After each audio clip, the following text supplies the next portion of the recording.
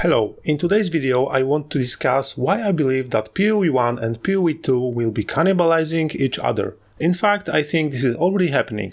This video is not a rant, I like both PoE1 and PoE2, however I want to share my opinion on the current state of these games along with some constructive criticism.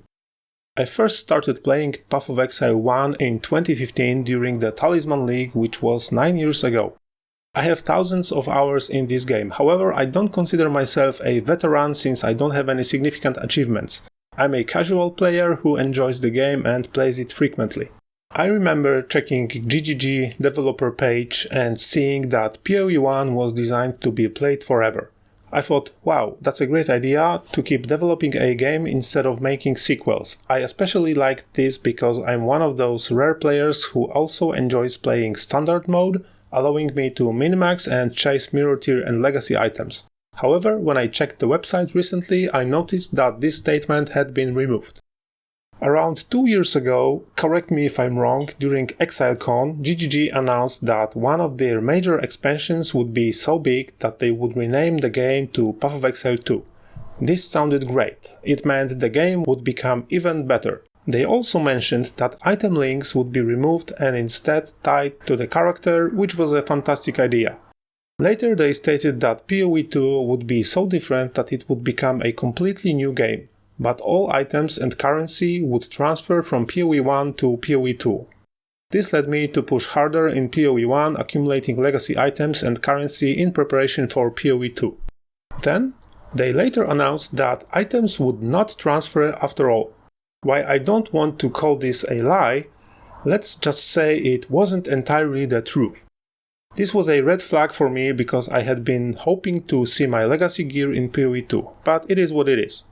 At first I expected PoE2 to divide the community. The expectation was that PoE2 would require multiple actions and combos during mapping, making it unsuitable for long grinding sessions. However, I was wrong, PoE2 turned out to be very similar to PoE1. Mapping is super easy and most builds require just one click during mapping. When I first played PoE2, I was amazed. My initial thought was, I will never play PoE1 again.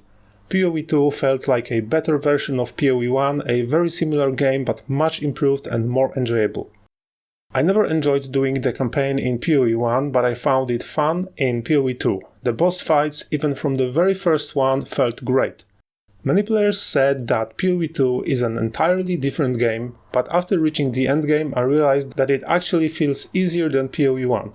Either you get one shot, or you reach a point where you one-shot everything. The difficulty curve in PoE2 is too mild compared to the character progression curve, which is very aggressive. However, since PoE2 is still in early access, I hope this will be balanced so that we can enjoy the late endgame as much as the campaign and early endgame. In summary, PoE2 is a much better version of PoE1, but it also feels quite empty. It's like a blank canvas, a good foundation for something great, which I believe it will become in the future. The main issue is that at some point there's not much to do. There's no proper crafting system, no divination cards and no other forms of gambling accessible with currency. Additionally, there is no effective map juicing system. These problems will likely be solved as the game develops further, so there's no need to panic. Many players I know have returned to PoE1 because it is a much more complete game. It has been developed for years and feels finished, perhaps even overly complex with too many mechanics that can be overwhelming for even experienced players. This creates three groups of players: PoE1 loyalists, players who will stick with PoE1, dual players who will switch between both games. Personally, I don't fall into this category. Playing both feels like playing a PlayStation 4, then buying a PlayStation 5 and trying to play both. It just doesn't make sense. And PoE2 loyalists, players who only want to play PoE2, and I fall into this category.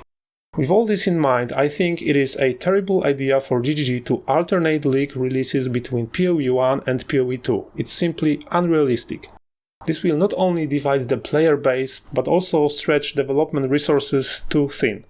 This is already happening as GGG has mentioned that they are moving developers between both teams. This will cause delays in both games. The solution, in my opinion, is to allocate 80 to 90% of resources to PoE2, allowing it to become the greatest ARPG of the decade or even longer. PoE1, on the other hand, should have a maximum of 2 leaks per year. At the moment, it seems that GGG cannot handle developing both games efficiently, as 2 months have passed since PoE2's early access launch, and not much has happened.